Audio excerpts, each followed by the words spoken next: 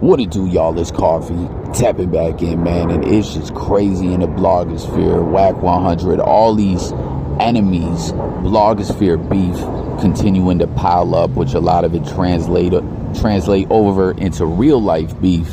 Like, he's just got a lot of cats just waiting to catch him slipping on his bumper, man. That's a wild way to live. But things are getting tricky in the blogosphere as well. And the other day we saw Ish get kind of crazy as a few individuals came out and had said that they saw or had heard confirmation that Wack got pieced up, got the paws put on him in Las Vegas during the Super Bowl weekend festivities. There was that Yael dude saying he had confirmation for someone that was tapped into the situation. You had Bricc Baby saying that 600 Wack100's own A&R to Cash Money West had told him that Wack got the beats. And, you know, everyone in the blogosphere just sitting back wondering what in the fuck, what's really good, what's happened, you know? Well, later, Wack100 responded, talking all kinds of greasy-ish to Bricc Baby, disrespecting family members, deceased family members, all kinds of ish like that. And, you know, where it was, hey, we're both at no jumper. Like Adam 22 always tries to set things in a way where they won't bump into each other when they're coming and going from the no jumper facilities, which, as I pointed out before, that's just got to be crazy with all the different interviews he does and the different politics behind things, of people who work there, who are coming there, trying to keep everything where two individuals that got smoke with each other, or someone once removed from a situation where, like, yo, this dude ain't got issues with dude, but someone he flux with heavily does, you know, by proxy, then they could get into it. It's just got to be crazy, you know. That's like what we saw with Bricc Baby and Snoopy Badass, man. And speaking of Snoopy Badass, what's good with all that? I thought dude was talking about, as we seen this latest footage where he's pressing his baby moms, and I don't know, it's a flucked up situation to say the least, and banging on her. I never understood that in the other video she put out as well. Like, he's talking some old gang lingo to his BM while he's trying to intimidate her. I swear, that's just the darndest thing I think I'd ever seen. But I thought he was saying the DNA test came back and none of them kids was his. And I thought he said that before another time as well. And in that video, it was like he was talking about seeing his kids. So just full-blown cap, is that what it is, y'all? Comment. But definitely another tarnish on whatever image dude has left, you know. But back to this situation, it was seeming like Bricc Baby and Wack100 were both going to be telling Adam 22, you know, he was going to be put in this precarious position. Hey, instead of trying to keep us apart, put us together. We want to get it in. We want to get to scrapping. And I don't know what exactly happened, but what we do know is neither side has said that there was any kind of altercation or incident, that they didn't end up meeting up. You know, Wack claims Bricc was avoiding him. I think Bricc claims Wack was avoiding him. You know, as a lot of people have been saying, Bricc Baby, you know, was posting and I think going live, showing that he was looking for Wack. But what did happen is this video that I'm going to share the link with y'all. Go check that thing out. This guy covered this oh so well as he pieced it all together.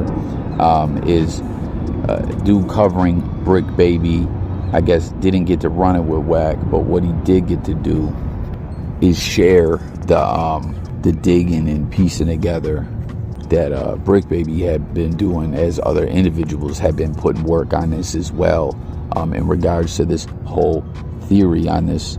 Like, this is a theory because it's not been proven, but if you go watch this video, and everyone who does go tap into that video, come back and comment and let me know what you think. Like, yo, Coffee, I think this is official. I think CS2 back is definitely Wack, you know, federal informant, or not, however you feel. Come back and share it with me in the comments and chop it up. let's get the discussion, the thread going. As always, that's what we do over here on J Coffee Talk. We talk it up on all the different topics, music, news, sports, and more. But for the longest time, Billy Joel voice, Wack100 has, been pulling paperwork on people and everything like that. But this emerged where there was different things that made it look like in this old Main Street Crips case that Wack100 was indeed this confidential source. And Bricc Baby seemingly took the work that other people had put in and was trying to piece all this together and speaking to other co-defendants on the case and people that were around and going over phone taps and things of that nature, as well as putting his own work in. And I don't know, man, it's looking real spooky out here, to say the least. You feel me? Like, once again, link pinned to this video below. Dude did an excellent job covering this and really, like, not just on no theorizing type ish, although again at this point this is just a theory. He really did his thing on this. Y'all feel me? Like, where some cats just be coming with wild internet theories and things like that, and not really going in when it comes to piecing it all together. That's not what this is. Like, dude worked hard, and I respect this grind. Everyone should subscribe over there to that platform. But again, make sure you come back over here and comment and share your thoughts on all this with me. As you know, it's wild, as I've been stating, all this ish that Wack100 been doing in the blogosphere and the disrespect and everything over the years. It's just seemingly catching up to him, man. Like, his days are numbered out here. I don't know. Like, I don't know what exactly happened again with Bricc Baby and Wack when it came to running the fade and all that. But I guess Bricc said, well, if it ain't gonna go there, it's gonna go here. We're gonna go over this whole paperwork, confidential informant situation, because he was always like, why does Wack always call upon Detective Kading and police to clear his name on this? And one thing I will say, as again, dude covers it all over there on that channel, is those individuals weren't even really involved in this particular case. So ain't that something? Now, in other news, right, Wack and Spider Loc definitely ops in the blogosphere. A couple months back, there was this talk that maybe they were gonna iron out their differences, but it ain't work out like that. And the digital smoke continues to come from both sides between SPI and Wack, as SPI has done some digging up his own, and you see he's uncovered some kind of seemingly big case involving Wack100, also some kind of bankruptcy paperwork and a divorce. As you know, back when Wack got exposed with the don't get caught with your drawers down situation, where he was out running around with clubhouse freaks, and everyone was like, yo, how does that work? Wack100 is married. Well, actually, him and she boss have been estranged for quite some time. Man, if she ever decides to do some interviews, I don't know, I got a feeling a lot would be revealed about Wack100, but who knows if she's on any type ish like that or not. You know what I mean? I think pretty much everyone in Wack's inner circle like that stay out of the eye when it comes to the blogosphere. I guess he does enough blogosphere drama and activity for the whole family. But Spider Loc is like pointing out that, like, this is what Wack's really mad about, the divorce. Don't take out your divorce on me. He's like saying it just Wack's all butthurt about it. And I don't know, he's also talking about some girl that they both used to know, who SPI spoke about in interviews before, that Wack bragged to him that the homegirl through dental school and things like that. So I don't know if SPI was saying Wack's mad about that, like that played a part in the wife getting upset and wanting to file divorce. But nonetheless, there seems to be a divorce, a bankruptcy hearing, and some other kind of case that Wack is wrapped up in, that Spider Loc has seemed to unearth through some digging. And it gets even weirder because you see Wack is posting about SPI saying Spider Loc is begging for money, he can't feed his family and stuff like that. This is a really bizarre situation that there seems to be some female that Spider Loc has posted, you know, their DMs and stuff like that over the years where they had chopped it up. She seemed to be a fan or something like that, and she has sent SPI some cash apps and all that, and was talking about meeting up with them at some point. And then more recently, this individual, this female, who does have an Instagram page, and it does seem to be consistent photos of some female, but it almost kind of has like a Photoshop feel to it, where like a catfish page, like someone just threw together, and you see the same number that this girl left for Spider Loc to call her on as the same number that like hit Spider Loc up recently and disrespected, like set tripped basically, and said some disrespectful things like when it comes to gang lingo and gang culture. And then it's just so bizarre that at the same time Wack is taking the chat history from Spider Loc and whoever this female is and posting it, trying to humiliate SPI. And I don't know, it looks kind of weird on the messages that Wack is posting, like something's been moved around or taken out, where it just is made to look like Spider Loc's flat out begging for money, where if you look in the history, which is a video, a screen recording that Spider Loc has, which is harder to fake. Obviously screenshots can be photoshopped like nothing. In those, you see they clearly talk. She presented herself as a fan. She was like wanted to hit him with some cash apps and show love like that, and expressed wanting to meet up and like, you know, socialize in person and all that. But on the messages Wack has, it's just like Spider Loc begging for money. But either way, it's just so weird that as soon as this funny style looking kind of catfish looking female page that just recently disrespects Spider Loc and says some real foul-ish, is like Wack has these screenshots from that you know, that account. It just is seeming extra funny style. Like, was this Wack100 trolling and catfishing Spider Loc, pretending to be a female all this time? Because no cap, Wack100 has done that.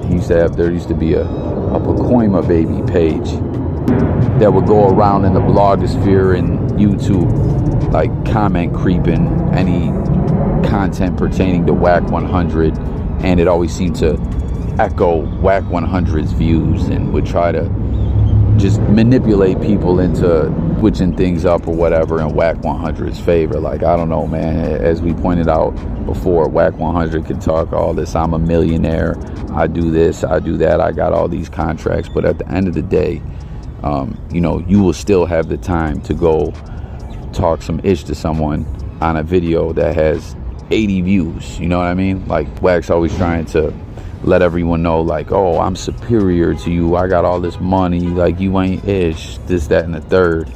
But I don't know, why do you have so much time for a bunch of people that are nobodies? It's rather bizarre, to say the least. So jump in the comments, let me know your thoughts all about this, the catfish situation, Wack and SPI, the CS2 back paperwork, Bricc baby, Wack100, the beef. And again, link pinned to that video where dude breaks down the CS2 back paperwork, as Bricc baby covered it on No Jumper, did an outstanding job. Go click the link, go tap into that, and come back and let's get the discussion going. But also, don't forget, I forgot to mention once again that Wack100 sued WorldStar over a documentary about this paperwork, and that's where the original documentary that I actually never got to see on WorldStar was taken down.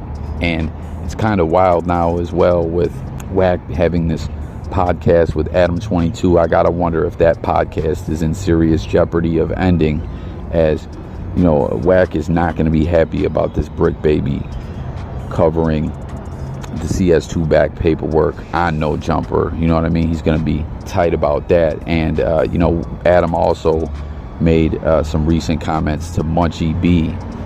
Adam did about Wack, where Munchie B was speaking about the loose cannon dude coming on there and the wild claims and a lot of it seemingly outlandish allegations against Big U, where a lot of stuff regarding loose cannon has been debunked. We're going to get to that in one moment. We're going to close out this video with the clip of his, I guess we could say, estranged wife, but still legal wife, exposing him, which he has done many times. Which a lot of the stuff that, you know, this still legal, but again, estranged wife has just exposed so many lies about loose cannon. And a lot of that has been confirmed by journalists in the blogosphere and stuff like that, doing their journalism 1-2. And it just, again, we're going to close the video out with that. It just seems like she's just on some ish. Like, or he's just on some ish, more or less like a con man, lying, stealing money, fake names, all kinds of ish. But back to what I was saying about Munchie B and Adam 22 and the whole loose cannon Big U situation that played out on No Jumper. Adam 22 made these comments where you could just see he clearly was not happy that, you know, a lot of these wildish claims that could turn into real life serious beef. And I know a lot of people are gonna say, yo, you know, Adam 22 stirs the pot. No question he does. I ain't doubting that or trying to, you know, pat Adam on the back and say, oh, this is good for you, you're doing the right thing. It's just clear, you know, he feels this situation is getting out of hand. And you know, there's some serious momentum out there when it comes to Big U and Loose Cannon and Wack100. And you know, it's like, I think he's just type shook, to keep it real. He's trying to stay neutral.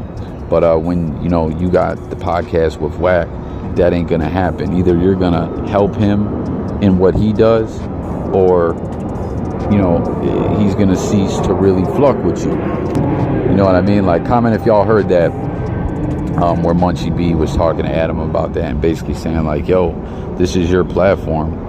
And Flacco was like, yeah, but that's Wack. Wack and Adam are partners in that endeavor. But Munchie B and Adam was like, yeah, but Adam, No Jumper is Adam's, and he could have had that cut right up out of there. You know, as Adam clearly said, like, yo, Wack directed that. Wack kind of masterminded that. You could see he was kind of coaching Loose Cannon through that.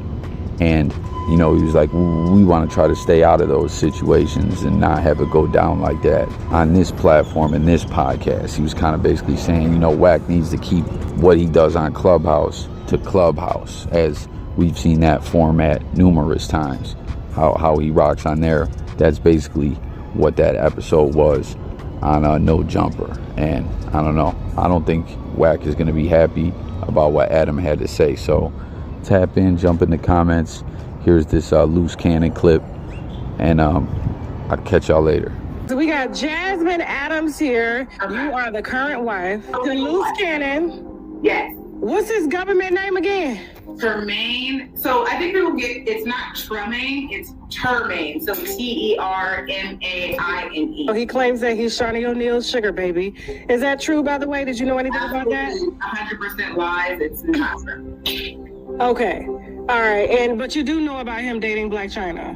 Yes, ma'am, which is so funny you say that, Tasha, because he basically is saying that you are crazy, delusional. I don't remember if he actually said if the baby was his or not. I do know he said that he was not his, and that he's been, if I remember correctly, something about I have a warrant out for my arrest because I fled from a DNA test or something. And here he is, married, I guess 3 times, claiming a 4th now. I guess Sharice will be the 4th.